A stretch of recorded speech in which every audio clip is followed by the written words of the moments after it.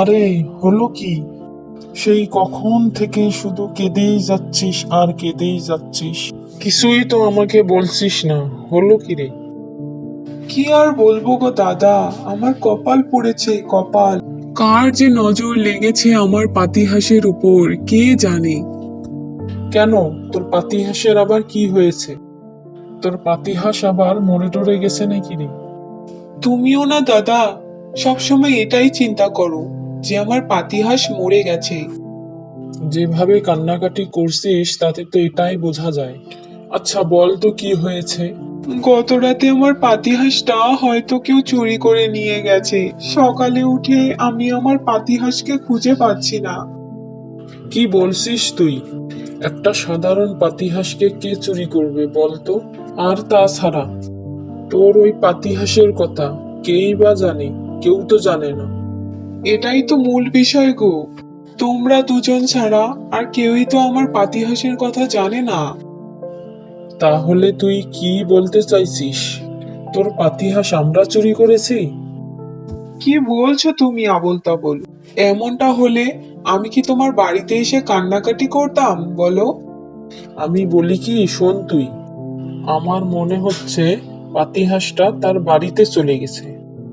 না না, ওই পাতিহাঁস আমাকে না বলে কোথাও যাবে না, আমি জানি সেটা। ঠিক আছে, তুই আর আমি মিলে পাতিহাঁসটাকে ভালো করে খুঁজে দেখবো, ঠিক আছে? ঠিক আছে। আচ্ছা, এখন কান্না থামিয়ে বাড়িতে চলে যা, বিকেলে মাছ ধরতে যাব।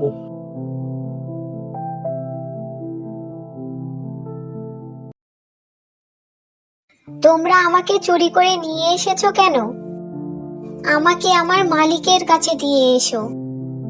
কে তোর মালিক? আজ থেকে আমি তোর মালিক, আমাকেই মালিক হিসেবে জানবি তুই।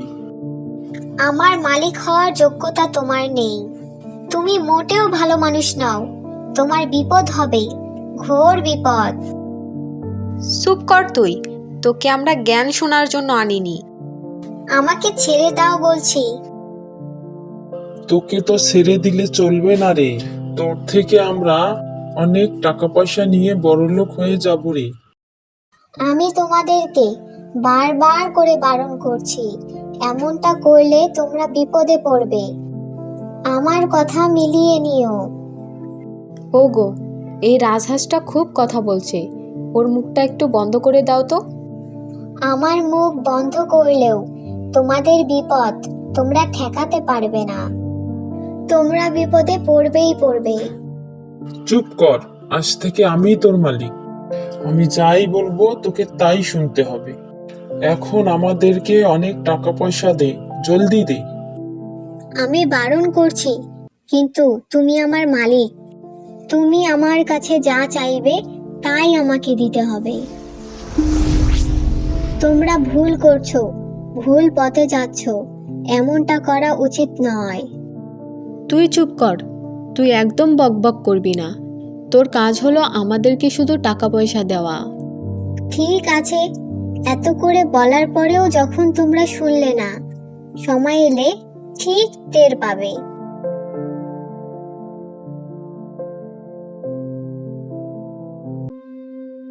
কি গো বৌমা, তোমাকে যে আজ নতুন নতুন লাগছে, ঘটনা কি?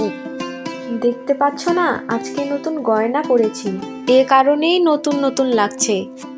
ও মা, তাই তো? তা কোথায় পেলে এ নতুন গয়না? ওই তো পেয়েছি, তোমাদের ছেলে আমায় গয়না করিয়ে দিয়েছে। না না বৌমা, মিথ্যে কথা বলো না আমাকে। সিধু যে কাজ করে তাতে তোমাকে এত সুন্দর নতুন গয়না কখনো দিতে পারবে না।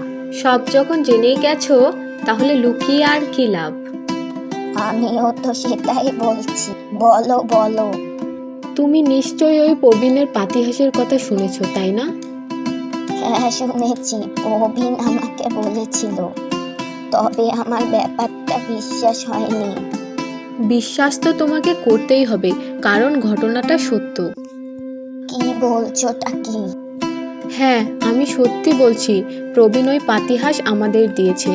ওই পাতিহাস আমাকে নতুন গয়না গড়িয়ে দিয়েছে। ও মা, তাই নাকি?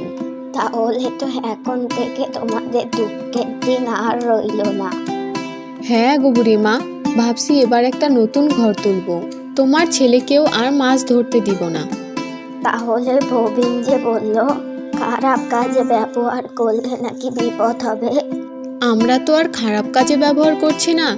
নতুন ঘর তোলা, ভালো মতো খাওয়া, এটা কি খারাপ কাজ বলো?